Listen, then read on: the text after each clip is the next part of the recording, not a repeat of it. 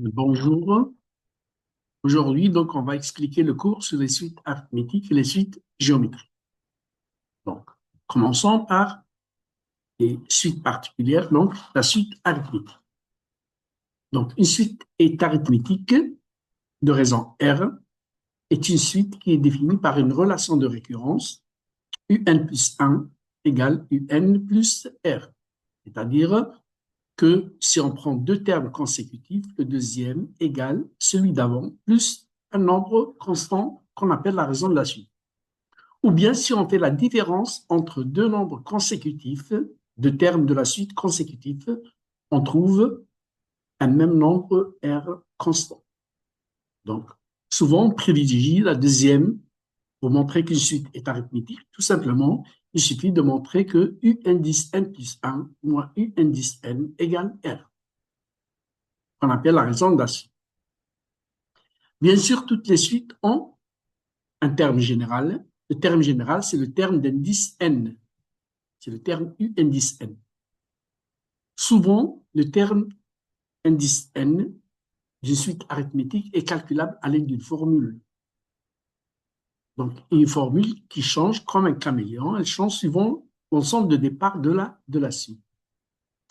Alors, si la suite UN est définie sur n, alors le terme général, en utilisant la couleur, on voit UN égale U0, le premier terme, plus n moins 0 fois la raison, égale U0 plus NR. Bien sûr, ce terme-là, il change suivant l'ensemble de départ de la suite. Si on a n appartenant à une étoile, c'est-à-dire le premier terme, c'est U1. Et donc, le terme général sera donné par la formule UN égale U1 plus n moins 1 fois R. Et on remarque ici, on apprend les formules avec la couleur U rouge égale U bleu plus rouge moins bleu fois la raison qui est en vert. C'est pour cela qu'on appelait cette page-là, les mathématiques en couleur. Donc, on peut apprendre la formule en couleur en voyant donc sur euh, cet écran. Et on a bien sûr une formule générale qui s'applique pour toutes les suites. UN, n supérieur ou égal à un nombre P donné. Alors, UN égale UP plus n moins P fois R. Donc, ça s'applique pour la première. Si P égale 0, on aura celle-là. Si P égale 1, on aura la seconde. Donc, on apprend cette formule parce que apprendre le cours en mathématiques, c'est savoir répondre aux questions. Si on vous demande de calculer le terme général d'une suite arithmétique, bien sûr, vous avez montré que la suite est une suite de raisons R et on calcule toujours avec le premier terme. Et donc, en appliquant cette formule, on aura le calcul de UN en fonction de n. Des petites remarques. Le calcul du terme général d'une suite arithmétique en fonction de n change suivant la donnée de l'ensemble de départ de la suite. C'est normal. Et la formule générale nous permet aussi de calculer la raison de la suite connaissant deux termes quelconques de cette suite UN et UP. C'est-à-dire, si on connaît n'importe quel terme de la suite à n'importe quel ordre, on peut calculer la raison en utilisant la formule R égale UN moins UP sur N moins P. On peut marquer ici en respectant, bien sûr, les couleurs UN moins UP sur N moins P, ou bien UP moins UN sur P moins N. C'est la même chose. Bon, voyons comment maintenant calculer la somme des termes d'une suite arithmétique. La somme des termes d'une suite arithmétique aussi, elle change suivant le nombre de termes de cette suite. Allez, bon, si on commence par la somme des UI, avec bien sûr ici la suite UN est une suite arithmétique de raison R et de premier terme U0, U0 plus U1 plus UN. Alors ici, c'est le nombre de termes de 1 à n. On sait compter de 1 à n comme si on compte sur nos doigts de 1 à 10, il y a 10, donc de 1 à n, il y a n termes, plus le terme U0, ça nous fait n plus 1 terme. Donc ici, on verra par la suite, si on veut, la formule avec le nombre de termes. Donc, on aura ici n plus 1, le nombre de termes, c'est n plus 1 divisé par 2. Regardez ici, le 2, il vient là aussi. 2 fois le premier terme, U0, plus n, le dernier indice, moins le premier indice, par la raison. Et on obtient donc, et comme 2u0 plus nr, on peut l'écrire u0 plus u0 plus nr, comme le terme général un égale u0 plus nr, donc on va avoir la formule n plus 1 sur 2, u0 plus un. Donc la somme des termes du suite arithmétique est toujours égale à nombre de termes sur 2, premier terme plus le terme général. Ça s'applique aussi pour n, la somme de 1 à n, donc des ui, u1, u2 jusqu'à un, on a n terme, n sur 2, 2u1 plus n moins 1 fois r, égale n sur 2, u1 plus un. Et bien sûr, aussi, on a une formule générale qui s'applique pour n'importe quelle somme des termes d'une suite arithmétique. Donc, si on commence à up, up plus un, le nombre de termes d'une suite, c'est toujours le dernier indice, moins le premier indice plus 1. n moins p plus 1 sur 2. 2up, deux fois le premier terme, plus n moins p fois r. Voici aussi n moins p plus 1 sur 2, up plus un, le premier terme plus le terme général. Et voici aussi des formules avec le nombre de termes. Et on sait compter le nombre de termes, c'est toujours le dernier indice moins le premier indice plus 1. Nombre de termes sur 2, deux fois le premier terme plus le nombre de termes moins 1 fois la raison. Ou bien c'est le nombre de termes sur 2, premier terme plus terme général. Bon, ça c'est une petite propriété. Si on a 3 termes consécutifs d'une suite arithmétique, 2 fois celui du milieu égale la somme du premier et du troisième. De B égale A plus C. La limite d'une suite arithmétique, tout dépend de R. Si R est positif, c'est normal, elle tend vers plus l'infini. Si R est négatif, elle tend vers moins l'infini. Si R égale 0, la suite est constante et la suite UN tend vers son premier terme parce que le premier terme, le dernier, le troisième, le centième, ils sont tous égaux, donc limite de UN égale le premier terme UP. Bon, passons maintenant aux suites géométriques. Bien sûr, c'est la même chose. Donc, on a la même répartition, on a le même, les mêmes,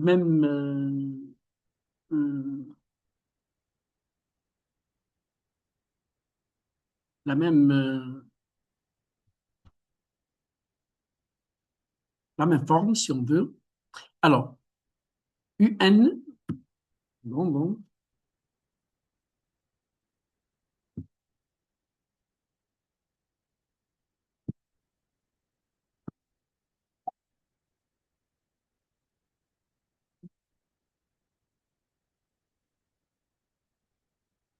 je vais arranger un petit peu ici l'écriture, donc.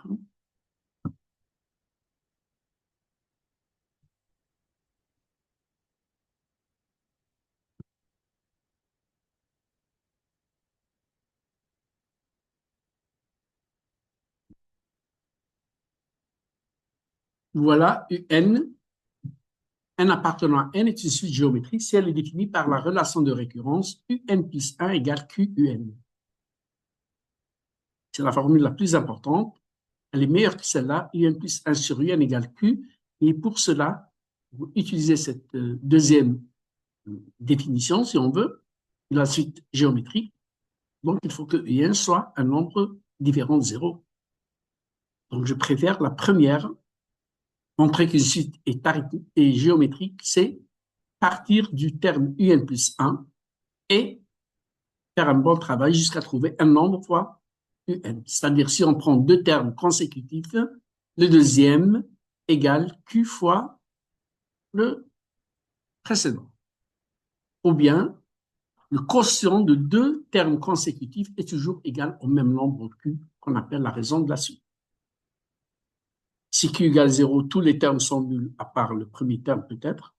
Si Q égale 1, la suite est une suite constante. Tous les termes sont égaux. Même chose, le calcul du terme général d'une suite géométrique dépend donc du premier terme de la suite. Donc, il change aussi, lui aussi, suivant l'ensemble de départ de la suite. Si l'ensemble de départ de la suite, c'est n, le premier terme, bien sûr, c'est U0, UN égale U0 fois Q puissance n moins 0. U0 QN. Eh bien, en utilisant la couleur, U rouge égale U bleu fois Q puissance rouge moins bleu. Ça s'applique pour tout, pour n'importe quel terme de la suite. On verra plus tard la formule générale. UN, n appartenant à n étoile, le premier terme, c'est U1. Et donc, UN égale U1 fois Q puissance n moins 1. Formule générale, si UN, n supérieur ou égal à P, UN égale UP fois Q puissance n moins 1. Ça, c'est une relation aussi entre deux termes consécutifs, entre deux termes quelconques d'une suite. Et comme petite remarque, c'est la même chose. Donc, l'expression du terme général de la suite géométrique change lui aussi suivant l'ensemble de départ de la suite. La formule générale aussi nous permet de calculer la raison connaissant deux termes quelconques de cette suite. Donc, avec cette formule-là, Q égale racine de n-pm du nombre un sur up. Si on a par exemple n-p égale 3, on calcule la racine cubique de ce nombre-là, un sur up.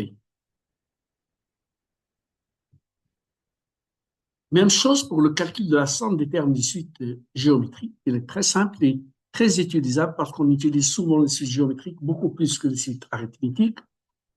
Donc, bien sûr, si on a la raison et le premier terme, on peut calculer la somme des termes des suites géométriques. Alors, cette somme-là, de U0 jusqu'à UN, c'est U0, M moins Q puissance le nombre de termes, parce que de 0 jusqu'à N, il y a M plus un terme sur M moins Q. Souvent, on arrange le nombre U0 sur M moins Q pour trouver un nombre. Donc, c'est U1 sur M moins U0 sur M moins Q, facteur de 1 moins Q puissance 1 plus 1, ou bien, si maintenant la suite, son premier terme c'est U1, ou bien la somme des termes du suite de 1 jusqu'à N, il y a N termes, donc c'est U1, M moins Q puissance 1 sur M moins Q. Et d'une façon générale, voici la formule générale qu'on peut apprendre avec le terme UP, qui est le premier terme, c'est UP, facteur de 1 moins Q puissance N moins P plus 1, qui est le nombre de termes sur 1 moins Q. Voici donc pour les suites géométriques, et on doit apprendre ces formules-là. Si Q égale 1, bien sûr, la suite est constante. La suite est constante, tous les termes sont égaux à U0, et ça fait le nombre de termes, c'est N plus 1, de 0 jusqu'à 1, c'est N plus 1, UN. Et d'une manière générale, c'est la somme des termes d'une suite constante, c'est le nombre de termes fois le premier terme. Pour le terme, quand c'est constant, tous les termes sont égaux. Petite formule aussi, le terme général, si on prend trois termes consécutifs, celui du milieu égale le produit des deux autres. C'est-à-dire B carré égale A fois C. Si A, B, C sont trois termes consécutifs d'une suite arithmétique, B au carré égale A fois C. Alors ça, c'est très, très important pour le calcul des limites des suites géométriques. Donc, d'une manière générale, on a trois intervalles. Tout dépend de la raison. Calculer la limite d'une suite, c'est calculer la limite de son terme général quand n tend vers plus l'infini. Limite de un égale limite de up fois q puissance n-. Donc, tout dépend de la valeur de q. De la raison, bien sûr, nous, on a montré que la suite est géométrique. Donc, si le nombre q se trouve entre moins 1 et 1, avec moins 1, 1 exclu, alors la limite de un égale 0. C'est-à-dire tout nombre puissance n, quand n tend vers plus l'infini, égale 0 si ce nombre se trouve entre moins 1 et 1. Par exemple, si on prend n demi, entre parenthèses puissance n, la limite de n demi puissance n, quand n tend vers plus l'infini, c'est égal à 0, parce que n demi se trouve entre moins 1 et 1. La limite de moins 0,98 puissance n, quand n tend vers plus l'infini, c'est égal à 0, parce que moins 0,98 aussi est compris entre moins 1 et 1. Donc, tout nombre, on peut assimiler, même sans dire le terme général des suites géométriques, tout nombre compris entre moins 1 et 1, entre parenthèses puissance n, sa limite quand n tend vers plus l'infini, c'est égal à 0. Si q égale 1, la suite est constante, c'est normal que la limite de un égale le premier terme. Donc, les termes sont égaux, donc le terme un égale au terme u1 est égal au terme up, donc c'est le premier terme. Si q égale moins 1, on a donc une suite alternée. Ce que veut dire une suite, que veut dire une suite alternée? C'est-à-dire ici que moins 1 puissance n, si n est pair égale 1, si n est impair, c'est égal à moins 1. Donc la suite, une fois c'est égal à, les termes de la suite sont égaux à 1, moins 1 moins 1, etc. Il y a une alternance entre ces deux nombres-là. On dit qu'on a une suite alternée. Elle n'admet pas de limite. Parce qu'on a deux limites, on a le 1 et on a le moins 1.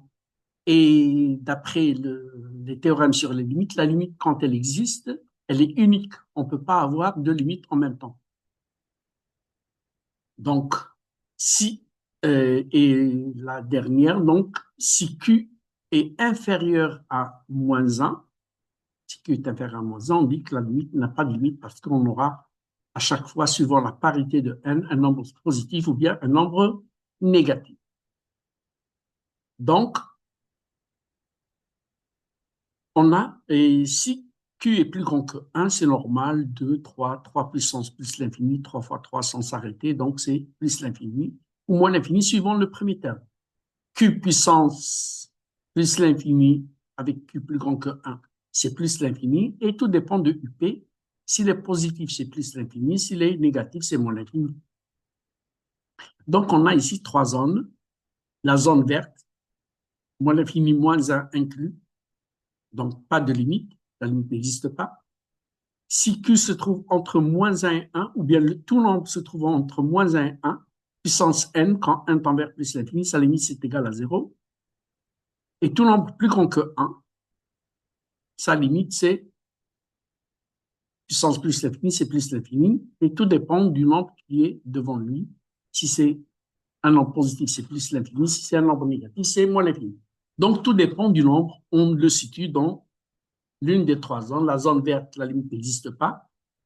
La zone rouge, entre moins 1 et 1, la limite égale 0. Et la zone bleue, la raison est plus grande que 1, alors la limite, c'est égal à plus l'infini.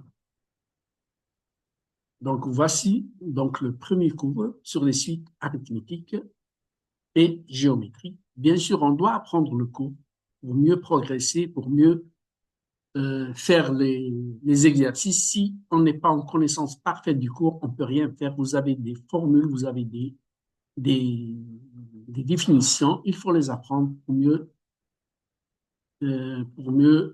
faire vos devoirs et résoudre les exercices et problèmes. Voici en attendant la prochaine vidéo, vous allez avoir bien sûr des exercices sur les suites arithmétiques et géométriques. Allez, je vous dis au revoir et à bientôt.